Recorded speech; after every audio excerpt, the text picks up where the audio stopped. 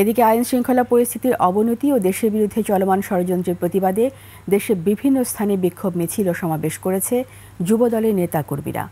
এমন পরিস্থিতির জন্য অন্তর্বর্তী সরকারের নির্লিপ্ততা দায়ী বলছেন বক্তারা।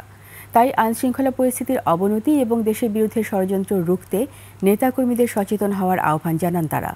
প্রতিনিধিদের তথ্যচিত্রে ডেস্ক রিপোর্ট। টাইলক্স টয়লেট ক্লিনার, যার অ্যান্টিব্যাকটেরিয়াল এজেন্ট টয়লেটের কোনায় কোনায় পৌঁছে 99% জীবাণু ধ্বংস করে।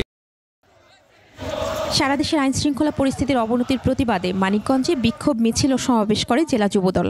এদেশের আইন শৃঙ্খলার পরিবেশ যদি আরো অবনতি হয়, তার দায়িত্ব কিন্তু আপনাদের হাতে নিতে হবে।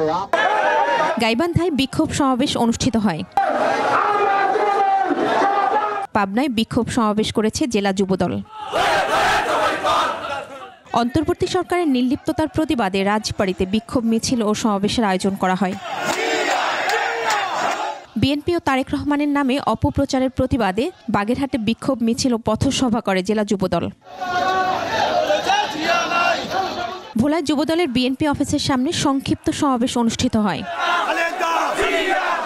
স্বৈরাচার দিল্লি, রাজাকার যাবে পিন্ডি, এই স্লোগানে বিক্ষোভ মিছিল ও সমাবেশ করে চুয়াডাঙ্গা জেলা যুবদল। ঝিনাইদহে মিছিল বের হয়ে শহরের বিভিন্ন সড়ক প্রদক্ষিণ করে। নওগাঁ জেলা যুবদলের উদ্যোগে শহরের নওজোয়ান মাঠ থেকে একটি বিক্ষোভ মিছিল বের হয়। পরে সংক্ষিপ্ত আলোচনা সভার আয়োজন করা হয়। নেত্রকোনায় জেলা যুবদলের সাবেক সহসভাপতির নেতৃত্বে বিক্ষোভ মিছিল বের হয়ে শহরের প্রধান প্রধান সড়ক প্রদক্ষিণ করে। আইনশৃঙ্খলা পরিস্থিতির অবনতি এবং মব সৃষ্টির অপচেষ্টায় সুনামগঞ্জ জেলা যুবদলের বিক্ষোভ মিছিল অনুষ্ঠিত হয়। অন্তর্বর্তী সরকারের কাছে আমাদের আবেদন, আইনশৃঙ্খলা নিয়ন্ত্রণ করে তারেক রহমানের সাথে যেভাবে আলোচনা করছেন সেভাবে ইলেকশন ঘোষণা করতে হবে।